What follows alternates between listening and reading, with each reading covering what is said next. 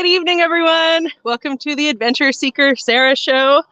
I'm coming to you live today from the forest, and I'm going to take a seat in my favorite spot to come and sit while I chat with you a little bit about connections. Now, this has been an adventurous week since I saw you last. Adventurous few weeks, really, with COVID, and then we had a big storm here. The neighborhood's still full of crazy storm damage.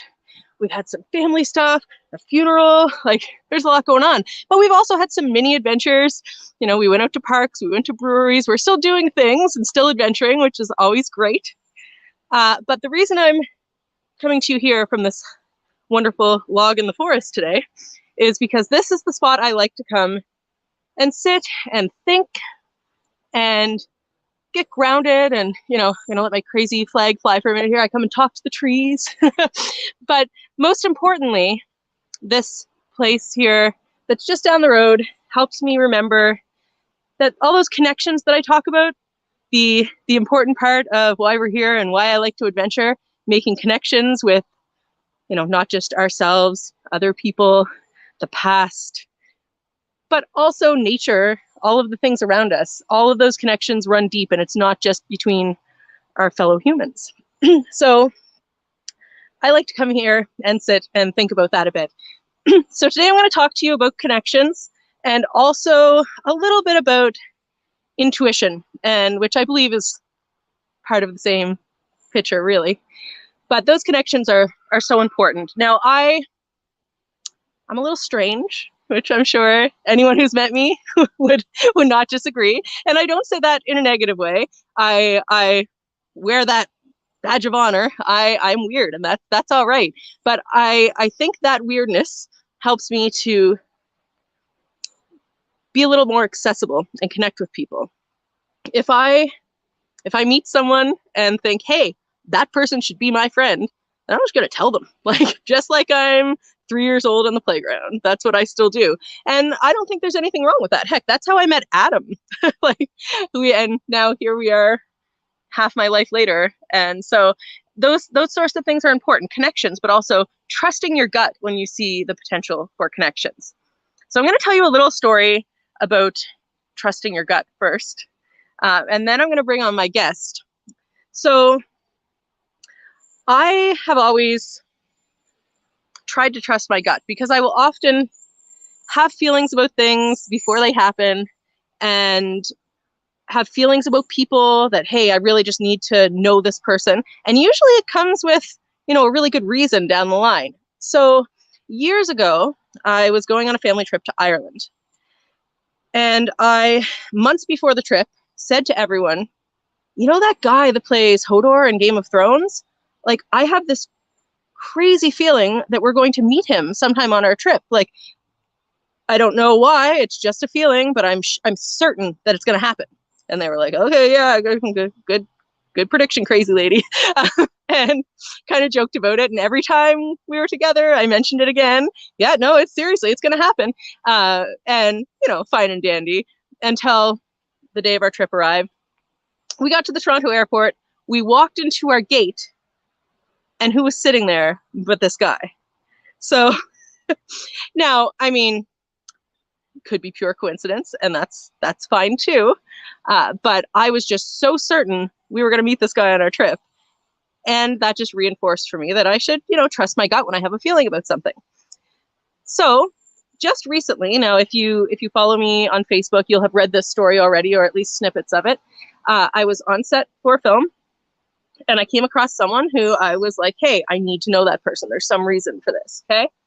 And I, did what I do and was, nice to strangers and ended up becoming friends with this person. And the next day they told me a very sad story because they were still in grief about losing their cat. And that person is my guest today, and we're going to bring him on right now, and we'll tell that story together and then talk about a few other things as well. So let's welcome Edward. Hello, sir. How are you? I'm well. Thank you for joining us. So why people have heard my rendition of the Sam story because I've posted about already. Why don't you tell that story from your perspective and tell us what happened there and why that connection, that random connection, You want me to while relive out that? in the world having adventures, was so important? You want me to relive that? A little Again? bit, yeah. It's an important story. The fact that, first of all, thank you. I'm glad to be here on this Seeking of Adventures, Sarah. Thank you. Sam, I wouldn't have a Sam if it wasn't for this intuition you're speaking of. This sort of guttural instinct to do a thing, right? And I, you and I have spoke at brief and therefore at universal length that, like, that's sort of the way to operate. And when you feel that and you honor that, sort of the consequences are awesome, So I was driving home and I just had this, like, I knew I wanted a cat. So to be I knew I was gonna get a cat, but I didn't know when. And I was just coming home from a gig and I'm like, you know what? I want a cat right now. Like, kind of like I want a Diet Coke. And so I went on. So I pulled over on the side of the road and I Kijiji cat. I found Sam, first cat, orange cat, $40, orange tabby, big smile on his face with these little beady eyes. I said, "That's the cat." I messaged. I said, "Hey, it's 9:30. I apologize, but can I come get that cat right now?" She's like tonight, right now. I'm like, I'm 25 minutes from your coordinates. Can I come get him, please? And she said, "Yeah, sure." And I told her my experience with felines and other assorted critters, and she said, "That's great. You sound like a good person. You don't need to, you don't need to pay me for it." I said, "I'm going to give you that $40. Your email, please." So I sent her that. I picked up Sam, and I brought him home. And a week later, he was missing. And now, my meeting you is part of the reason he's missing, because I was filling in for somebody that's, this production we were working on. I was doing some pickups, and pickups are always last minute. You try to get what you can, so everyone helps out to get those done. So I stepped in to help out on that. But to do so, I had to leave poor Sammy out on his third day missing.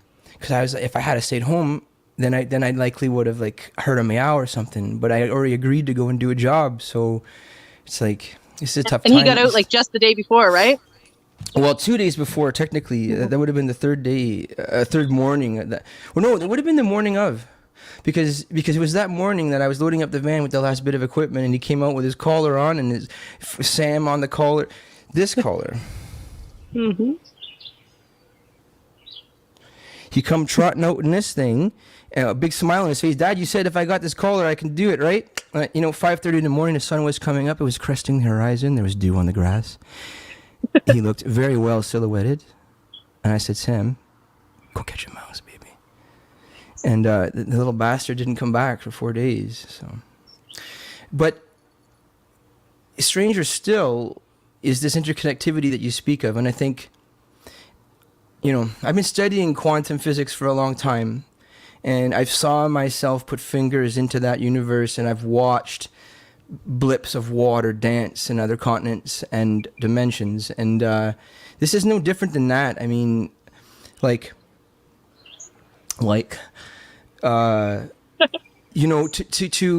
to say yes to a momentary gig, to have a happenstance with you for a moment in passing as I wire, enough to make a connection, enough to instill the desire to seek out a connection, something like Facebook. I'm going to gain down a bit because I feel like I'm clipping on you guys. This is probably a little bit better for you. Tell me if that's true. Anyway, it continues to be so drastic because we both were quite busy, so we didn't have a chance to really talk, said one hello, cordial, was nice to working with you, yeah, 10-4, and then the next morning, I was like, hey, just something said message you, and you responded, but you were in motion, and I said Embrum, and you said Embrum, I'm going to Embrum, where in Embrum, Hybrid, I'm going in the next street to Hybrid, my kids live behind you. I said, that's pretty weird. You should probably come by come by the farm, and I'll show you what I'm doing here. And you said, that's neat. And so neat led to everybody being here. These two, how should I describe them? These two angel childs and their mother, Sarah, come over. And we're talking normal things because here's the thing, folks. At this point, this is day 4. And on day 3, I grieve him. And this is why it's on my wrist, because I actually grieved the loss of Sam. because the neighbors had said that we found his collar and a clump of fur, and you should probably, they're putting, and I didn't believe it, but they're putting this in my mind. And on the fourth day, that poor little 6-month-old fluffy little thing, I just said, okay, then fine, bravest cat I've ever met. And then so these folks come over. And I'm telling this story, and then the two girls, in the most nonchalant manner, like, oh, there's an orange cat on our porch right now. He's behind the heron. I'm like, pardon me, porch, heron, neighbors, and over, orange? Where? And they said, blocks. I'm like, how many blocks? Point in the direction now. And they did. And I said, should we walk? Should we drive or run? And they said, probably drive. We got in the van, and I told the story on my other video. Sarah drove extremely slow around the block. And pulled up, and as she was pulling up, I opened the door and jumped out of the moving vehicle. I ran to the heron, and I expected it to be a different cat, and it wasn't, and it was Sam. And he looked at me, and I looked at him, and this is the story. And so I'm telling it every time verbatim, and he went, meow, and I went, Sam. And then, because we were both like, what are you doing here? And not dead. And he said the same thing to me. And then, yeah, the rest is history. And I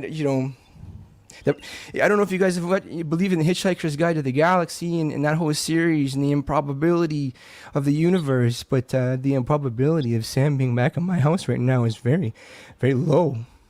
The number of things that had to line up on both ends. What's the grammar there? Is it high? It's very high in probability? Yes, very high in probability.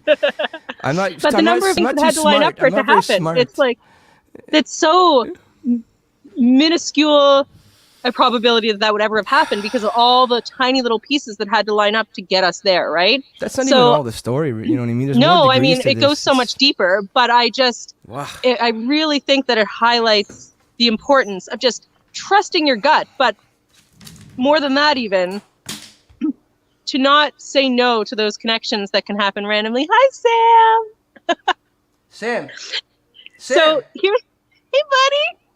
He doesn't respond to his name yet because he's just an infant at this point. He's a toddler. He'll get there. He'll get there. Yeah, he's just learning language still. He's just a toddler with diapers. He's a sweet boy. What's that? Look! Oh my God! La la la la! He's a toddler. I'm glad we got him home. So you guys are amazing. I'm so grateful to you and Lily and Dahlia and just the fact that, I don't know, the universe and God and everybody, all the peanuts of the world, the oranges. I want to thank the apples and the clouds. So now we have a lot of other overlap too, as it turns out, which we wouldn't have known if we hadn't started chatting. So I'm going to ask you about a few of those things too, if that's okay. Sure. Yeah. So one that I thought was kind of striking because it's just so unusual. Our family, we play a lot of board games. Everyone knows that. I've had whole entire shows about board games. And we go to the World Board Game Championships every year. I'm gonna have to check and out your back you catalog. Actually are involved as a creative director for a board game. So why don't you tell us a little bit about that? We'll post a link later. For a board game company, a publishing company called Board and Tail Games, out of Hamilton, Ontario, headed by the one and only mathematician Jacob Chadarowski of Kirkland Lake, hailing from the north, not unlike myself. And for the better part of 12 years, he and all of our comrades play tested a game using literally cardboard and nuts and bolts from Canadian Tire to denote classification, size of bolts. And such, and different iterations into wood fabrications, and just play testing different feeling pieces to really understand what this tactile sensation would be, and every other aspect of what a board game experience can be, including just the banter at the table. We took it all into account, and the result was, a decade later, Stratos, which is a tabletop RPG, kind of like Magic the Gathering meets Settlers of Catan, Dominion, chess, checkers, Monopoly, and just a lot of fun. That sounds awesome. Like, I've seen the video for this, guys, and it looks phenomenal. Like, I like my board games, and I'm going to say this is definitely one that I want to try. So I'm pretty excited about that random connection. Now, we'll have you to explore also that more for sure. are a musician. So I dabble. I think that's a big part of your identity, as I'm music is a being big cocky. part of our household, right? And I want to hear a little bit more, because I don't even know this yet. I want to hear a little bit more about how that got started for you. What sort of inspires you to write music, and where do you see that going in the near future? I've been making noise as loud as I can for as long as I can remember. I grew up in a very rural setting, and dirt roads, and no neighbors. So revving vehicles and dirt bikes and barking dogs and farm parties and tents everywhere and booze and cute girls and country music and swimming holes and forts and tobogganing and snow machining and maple syrup and home cooking and good living is how I was raised. And I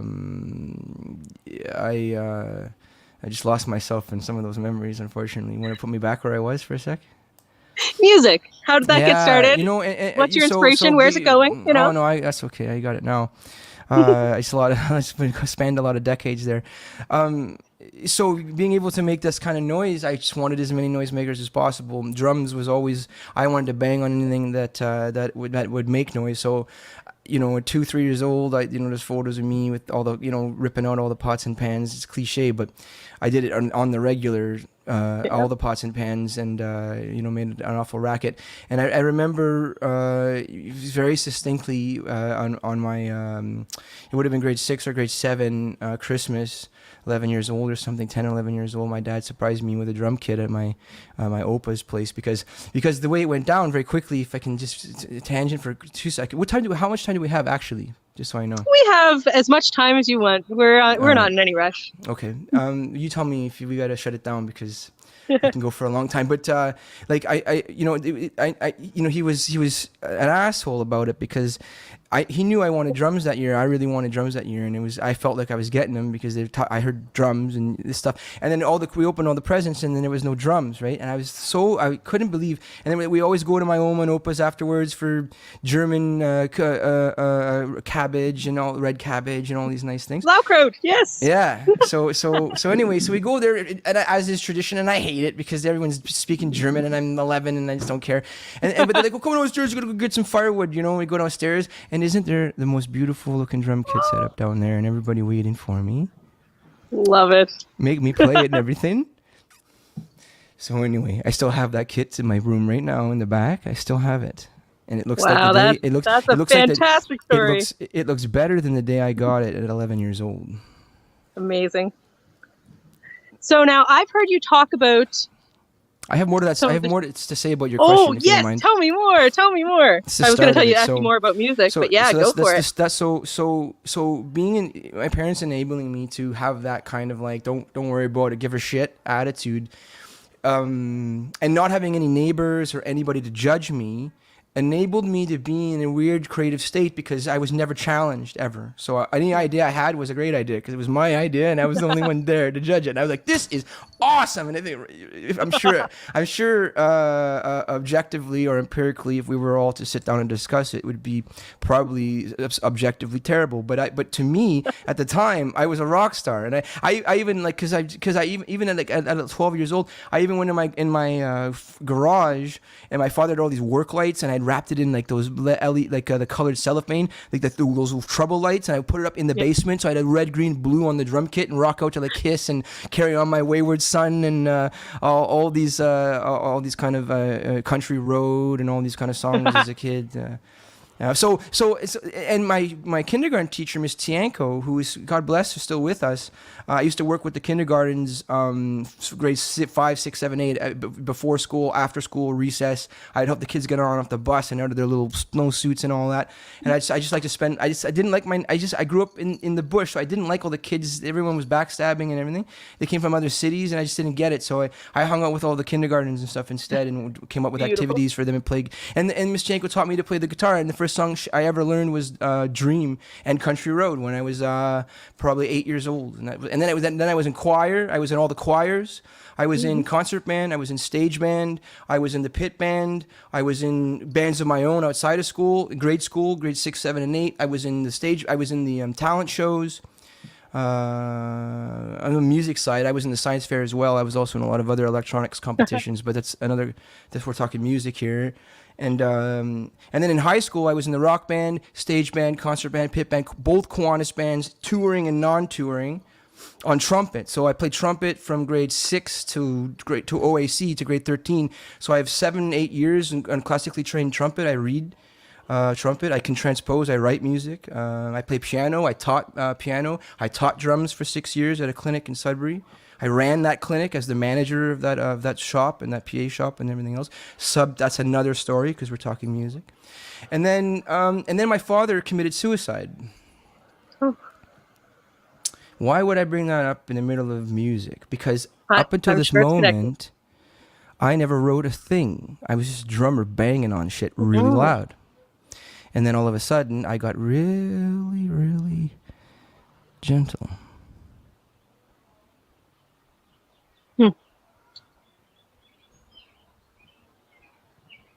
For a long time. And then words started coming through me. And now I'm here. Amazing. That's quite the story. We in terms of music, we actually have more in common than I thought. So that's interesting. You have told me about some of the shows you have in mind for your music, and if you don't want to talk about that, it's okay. But I can say a little bit about each of the three, but I can't say everything. Give just a tiny teaser. If not, I can say that it all sounds awesome, and once this happens, you should all go see it. But you can give just like a little teaser. First, I have to get it, as Mr. McIntosh would say. First, I have to get it right and tight. So first, I have to put the work in. Because if you guys are going to come out to see it, then I better be prepared. The first show is going to be me playing. I want to do something that I haven't seen before. It's something that I've wanted to do for over a decade, which is I want to do an entire show just playing drums, but instead of just the idea of you looking at drums at the back of the stage, I want to put it at the front and turn so you can see me, so that when I'm playing, it's going to be sort of a thing. Okay, I'll tell you the whole thing. I want to do a 1 hour drum show to all my favorite songs. Okay, and then a half an hour drum show to all my favorite songs, and then there's an hour and a half drum clinic afterwards for free. The show is $10 regular admission, free for kids under 15, and the $10 gets you to the show, and then the 1.5 hour clinic afterwards where you guys can come up and play the drums and ask questions and stuff. Awesome. I don't know where it's going to be, but I got to pick a venue. The second show is going to be a showcase of my old folk stuff that I wrote after the suicide. I'm going to put together a showcase of that material along with a bit of a story and a bit of a visual presentation. This is the part I don't want to say because I haven't fleshed it out, but I want to release this story and these songs in a way that's cathartic for me and hopefully for those that have also suffered this kind of loss. Okay, and then and also venue to be determined. And then the third show is going to be comedy, and that's already determined where that's going to be and when that's going to be. But we haven't announced it yet, and I don't remember. So lovely. Well, that's awesome. You are just full of fantastic ideas, and I have no doubt that all of them will come to be. Now you document you do a similar thing to I do, maybe even more, and you document a lot of your life. You're posting on I love myself social media a lot. Yeah, it's great. I'm a narcissist.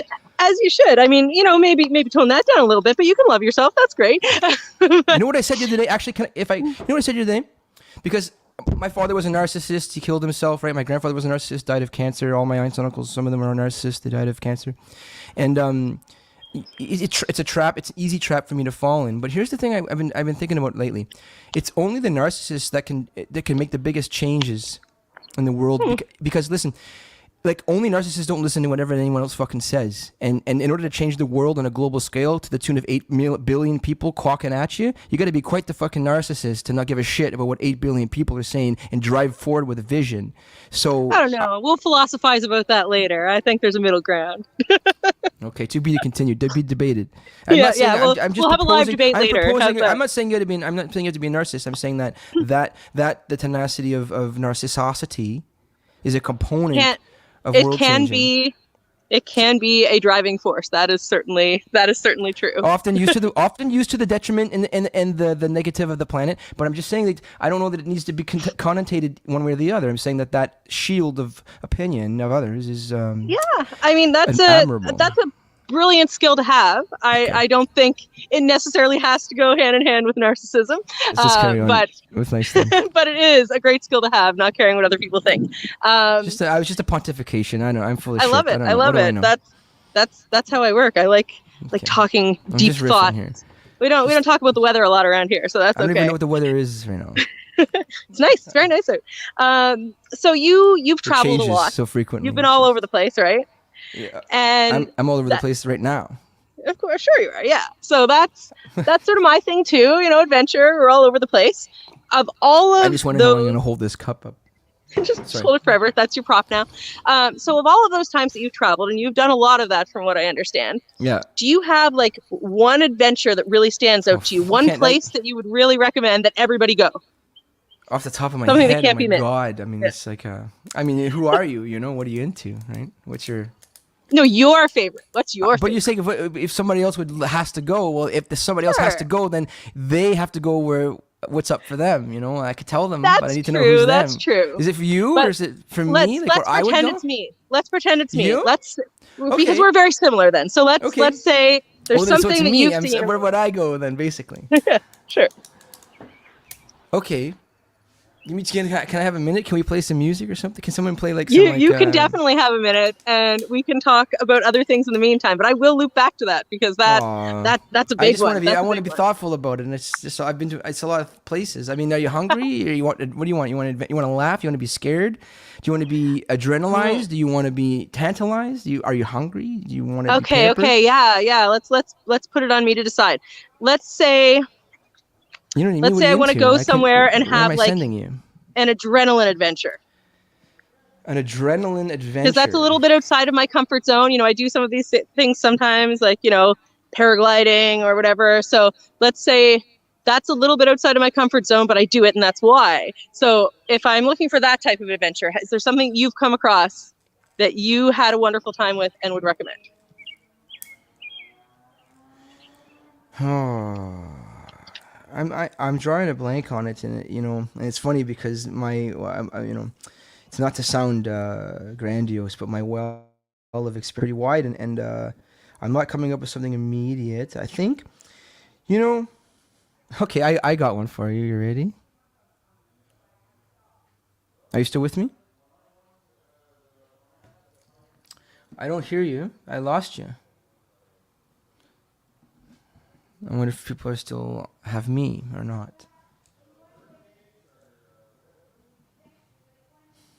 Do I sit and awkwardly stare at you folks? You have to go on screen now. Sarah's phone seems to have died or something on her. I'm sure she's coming back. Sarah's phone seems to have died. Continue with your story. She'll be right back. Okay. We're gonna go to a commercial break. Stick around, folks. When we return, we're going to be talking about pie recipes and the controversy from neighbors stealing. That was the perfect segue. Play it again. That was perfect.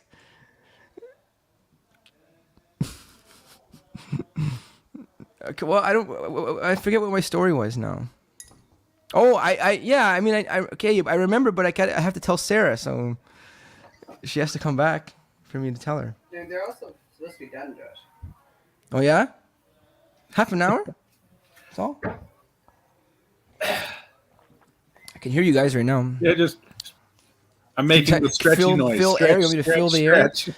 I mean, I could talk about stuff. I mean, go on. I want to take this opportunity to thank Sarah and her clan of creatives across this city, because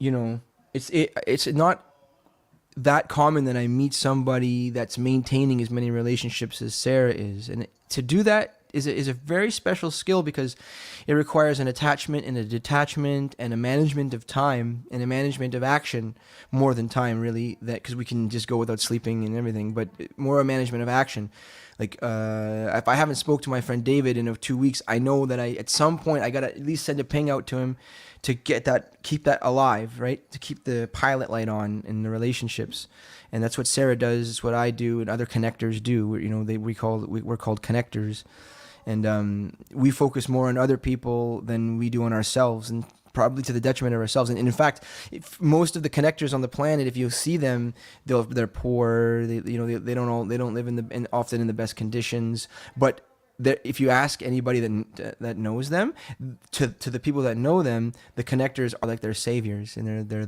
without them they wouldn't be able to. The people that are affected positively by the connectors wouldn't be able to function in the world without them.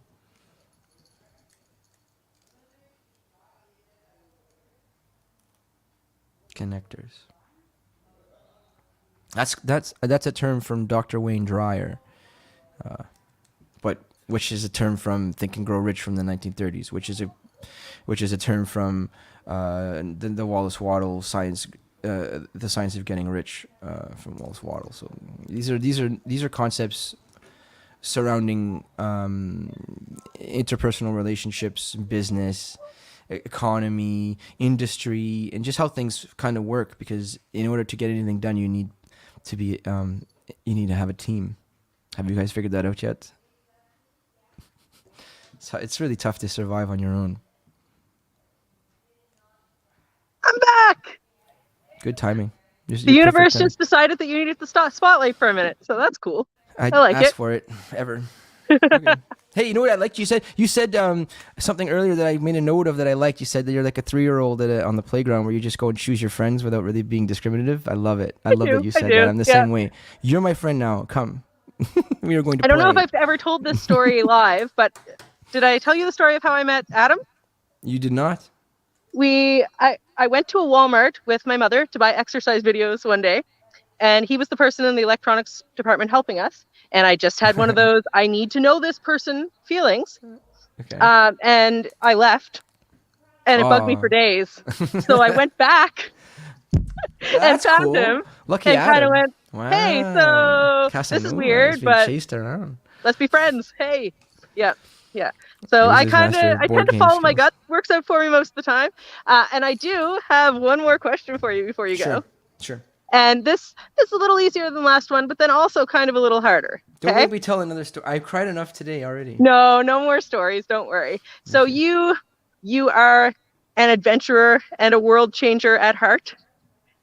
Yes, and ma'am. I want to know if you could give one piece of advice to people who are a little afraid to get out there and adventure and do good things and make connections. It's funny. What advice would you give? Thank you, Sarah. Thank you for the question. Fantastic question. This has been a fantastic interview. Thank you for having me. I think I kind of answered it a little bit as I was filling time for you, because I spoke about the importance of and the definition of a connector. One that maintains other relationships and takes care of other people more than themselves, which is what I said. I said that's what you and I are. And it takes a special kind of person to do that, to maintain all these relationships. And I said it takes a certain kind of time management and action management and so on, that we have to be in the right place at the right time and be in tune with what's going on with others and ourselves, but mostly others. Okay, so that's what I said when you were gone. So to answer your question, and to if I can impart something to anybody that wants to think about these kind of things, I would say to you, don't be scared to make relationships. First with yourself, and then those close to you, and then those far from you. Because if you don't, you will have very little relationships. And with very little relationships, travel and action is difficult. Because with many hands, work is simple. And celebrations are better. And winters are easier. And strife is lighter. So, if you want to become a traveler, an adventurer, open yourself and don't be scared, because all that can happen is you will die. And unfortunately, that's going to happen anyway. I love you. So true. So true. Perfect. Yes, that is excellent advice. So before we head off for the evening, you are all over social media and you should have everyone following you. So why don't you tell people how they can do that? link.tr or some crap.ee/ Edward Jeanveau. Edward J. Excellent. I'll Edward post that J. on Facebook Edward too. But Jeanveau. For now, until I can repurchase the White Wolf link and domain for that. So thank you. fantastic. Well, thank you, Edward, so much for joining me Thank you, Sarah. I for love you. Thank being you. one of those people in the universe who are open to brand new connections. Always wonderful to find. We're going to heal the world, buddy. Listen. Because you and I were open that night, me fatigued. Listen, folks, I was fatigued. 12 shows. That was my 13th show.